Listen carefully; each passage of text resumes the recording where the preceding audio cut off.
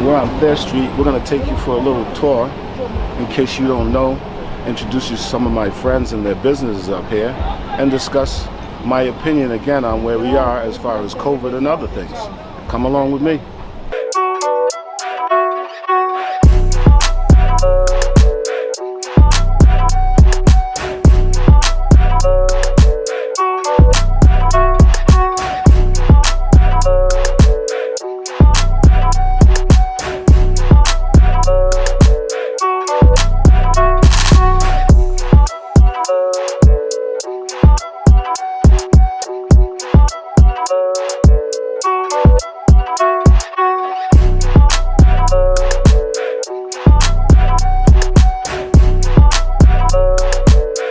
When you come to Sneaker Junkie, remember, this is the man, this is the face that you need to attach to it, because he's going to make sure that all your needs as far as footwear is taken care of. We serve all areas, New England.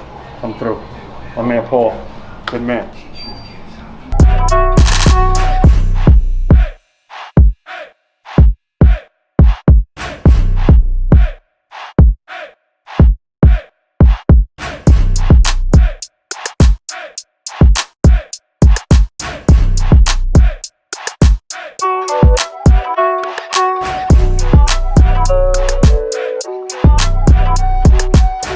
So we're out here at Dojo, one of my favorite spots on Thayer Street. But once again, it's just my opinion. Let's get back to the meat at hand. Close to the election, 2020. Big decision for everybody to think about. And the way things are going right now is very divisive. I mean, it's got to the point where it's turned friends against each other, even family members. And for what reason? We seem to forget that elections come around every so often, and there is actually a term limit on who the president is. So we might not want to rest our shoulders on one specific person, but actually a plan of how we're going to survive in the near future as Americans. We seem to forget, and we're desperate on finding a spot for ourselves instead of it being for each other. You know, we've gotten to a singular point and constantly forgetting the other man or woman. And we got to realize there's a price to pay for this type of thinking or rationale or reasoning. We can't at one point take away the fact of science, but we also can't take away the right for a human to live freely and act freely the way they need to, if they feel is necessary, without judgment. And that's what's happening, and we're taking that point and we're pressing it to a large degree, stating the fact that as an American I have a certain amount of rights. We all do. And we need to maintain those rights, but we also can't infringe on other people or other persons' right to their own opinion. And yes, it may hurt your feelings the way they think or how they react to certain things, but it is necessary if you say there is freedom, or the right to freedom.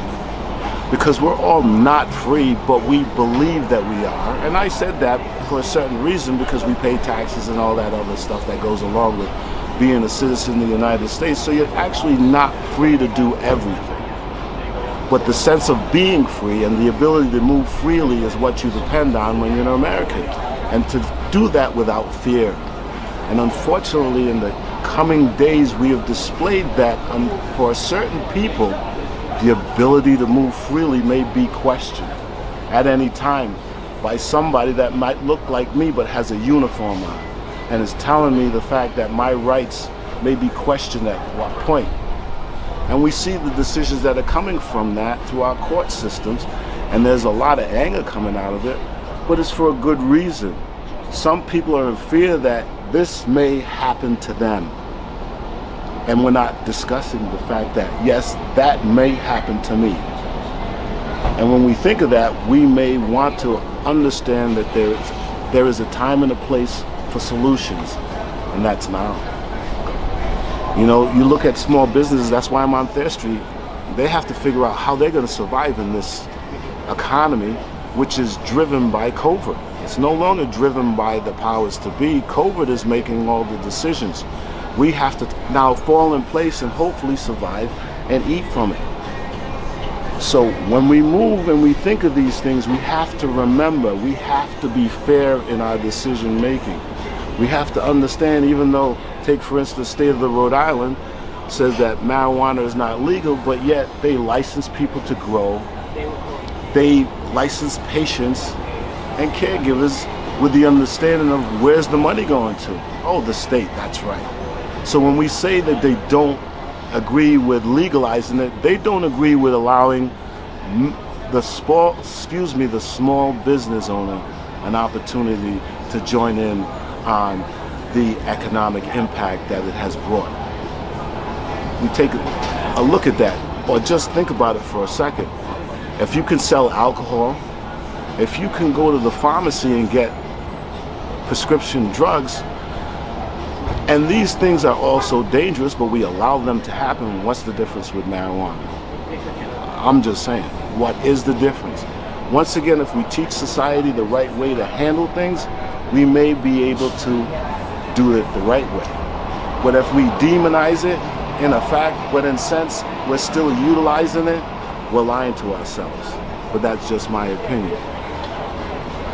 I'm going to take a ride around the rest of the city and show you some other spots, and we can talk about some other things. But for now, I'm here, and we're going to show you what my man has to offer in his establishment, which is unbelievable.